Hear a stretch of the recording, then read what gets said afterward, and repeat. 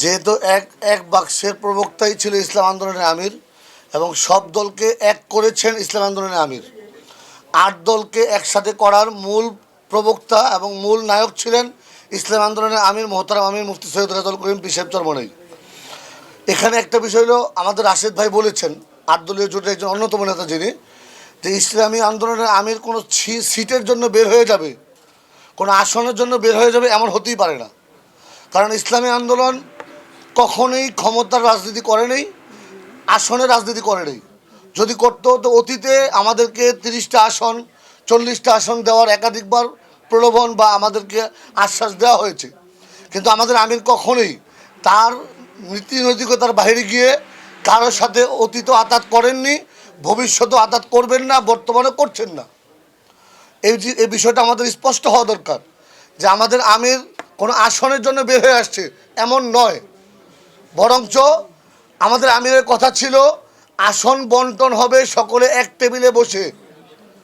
আমাদের মধ্যে প্রত্যেকের আত্মমর্যাদা আছে, চাই সে ছোট দল হোক, চাই সে বড় দল হোক, সে যেই হোক না কেন। আপনারা এমনও শুনেছেন যে এবছরও বিএনপি আমাদেরকে বেশ কিছু আসন দিতে চেয়েছিল, কিন্তু আমরা কারোর সাথেই আমাদের নিজেদের আদর্শ বিসর্জন দিয়ে কারোর সাথে আমরা ক্ষমতা রাজনীতি করিনি।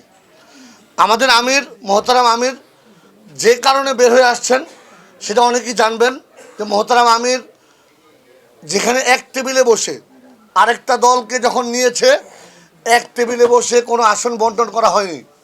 শরিক দল যদি হয় অবশ্যই অন্য কাউকে আসন দেওয়ার আগে, আমরা যারা এক ছিলাম ৮ দল, অন্য কাউকে আসন দেওয়ার আগে অবশ্যই এই ৮ দল বসেই তাকে আসন দিতে হবে। কোনো ব্যক্তি এককভাবে যদি মোড়লগিরি করতে চায় তখনই আমার নিজেদের মধ্যে ফাটল ধরে যায়।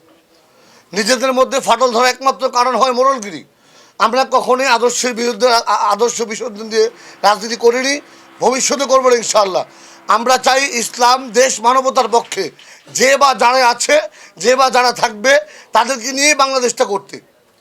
ইনশাআল্লাহ নারায়ণগঞ্জ 4 আসন এবং নারায়ণগঞ্জ 5টি আসনেই আমরা যারা আছি আমরা দেশকে ভালোবাসি, হৃদয় দিয়ে, মুখ দিয়ে নয়, শুধু জবান দিয়ে বলতে অভ্যস্ত নই।